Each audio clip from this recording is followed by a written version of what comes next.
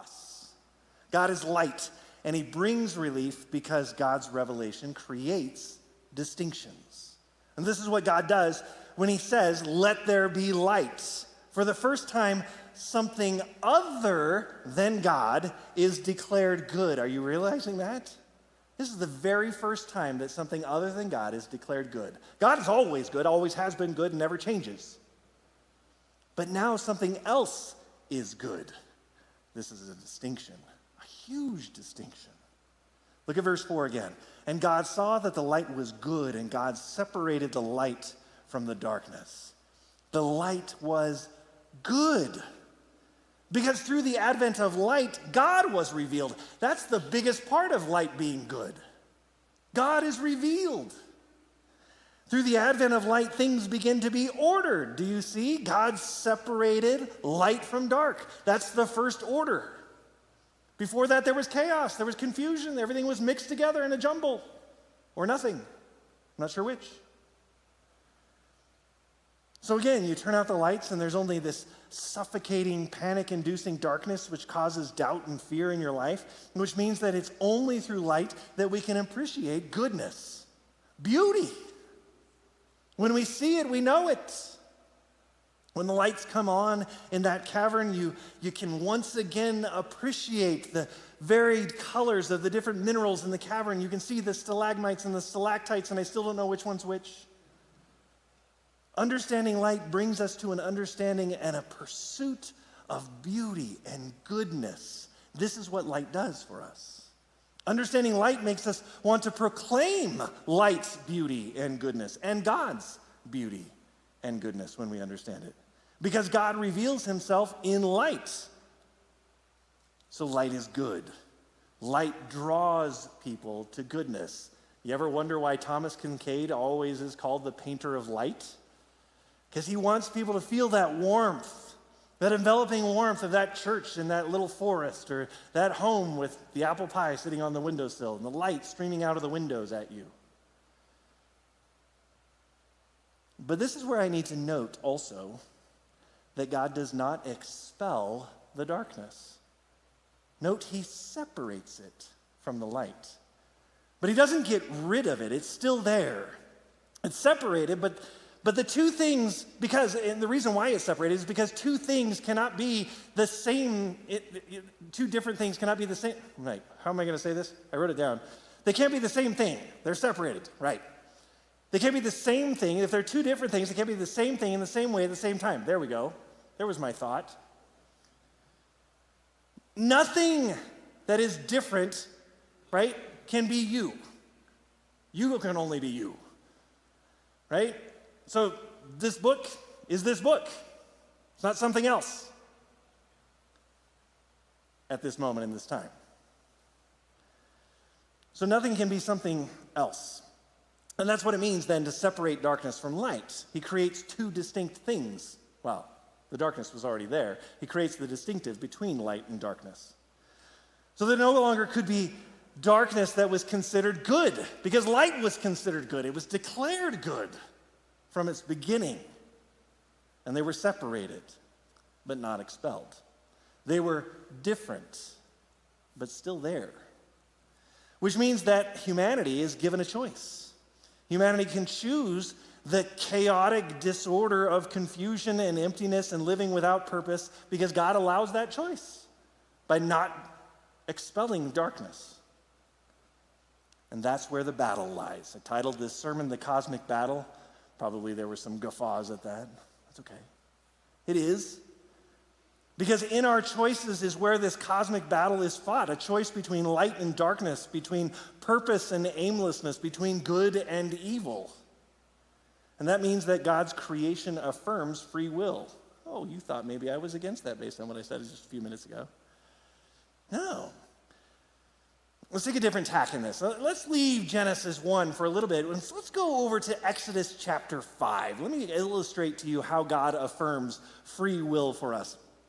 When you're in Exodus chapter 5, you see that you're at the beginning of Moses coming to Pharaoh and trying to get the Israelites out of bondage of slavery to the Egyptians. And he goes to Pharaoh and he says in his best Charlton Heston impression, "Let my people go."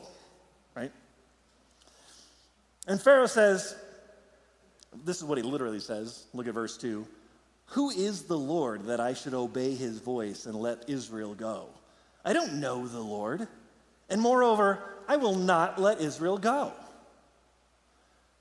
Right? And then he turns to, the people that were in charge of all of the slaves and says, make them produce bricks without straw. We've been far too easy on them supplying them with straw. Make them go get their own straw if they want to make bricks. By the way, we're not going to decrease the load. They're going to have to create just as many bricks, maybe more.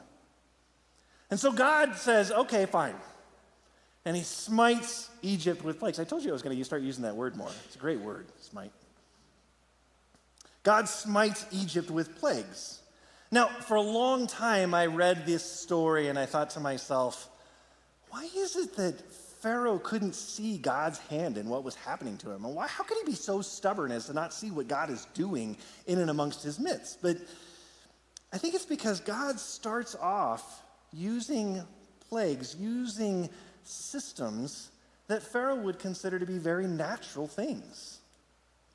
The plagues begin somewhat naturally. In the first plague, God turns the Nile to blood and everything living in it died, except for the frogs, because they're amphibious. And so it drives them out into everybody's houses. And so there's this infestation of frogs, and then they all die. And the next thing you know, there's gnats and flies. And then there's an epidemic, and the cattle die. And then there's boils on the Egyptians.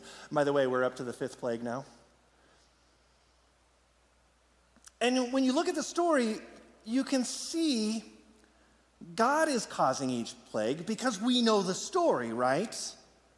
But from a human perspective, you could pass all of this off as being almost natural. I mean, the Nile turning to blood, why, that doesn't feel natural. But, what if it's an algae bloom, something we call a red tide? Maybe that's why when Pharaoh's magicians did the exact same thing, it wasn't that big of a deal. And it certainly would kill all of the fish in the Nile, but the frogs would escape it because they're amphibious. And so they wouldn't die. And so the frogs would be driven out of the water, they'd go into the homes, and they would die. And it tells us in the story that there's piles of these dead carcasses as the frogs die. Well, where do gnats and flies come from? They lay their eggs in rotting meat. And so there becomes an infestation. It seems very natural from these piles of frogs that there would be flies and gnats. And the flies and gnats, as we know, carry diseases, especially among livestock. And so you see livestock dying. And maybe the flies and gnats are biting humans, and so then we see the boils happening. It's all very natural looking, right? It feels very natural from a human perspective. And certainly that's the direction that scientists today would take the discussion. They would say very superciliously, trust the science, right? They would. Just ignore the fact that this isn't happening to the Israelites at all. None of these plagues are affecting them. Just trust the science. This is all natural. But do you see Moses? Every time he would go to Pharaoh and he would say, God is doing this, and Pharaoh would be able to say, well, maybe this is God, or maybe this is just a stream of bad luck. How would I know? Because all of these plagues could be taken as something natural. Natural disasters occur. You and I know that.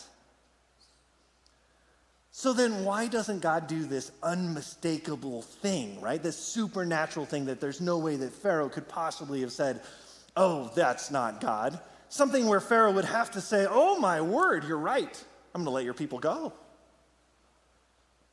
Why didn't God do that?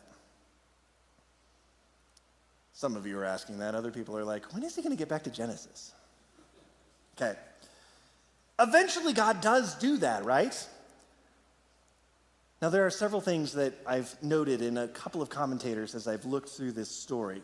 What God was showing to Pharaoh and us as we read this story is that resisting God unleashes chaos and darkness in your life. This actually ties in somehow. Neat.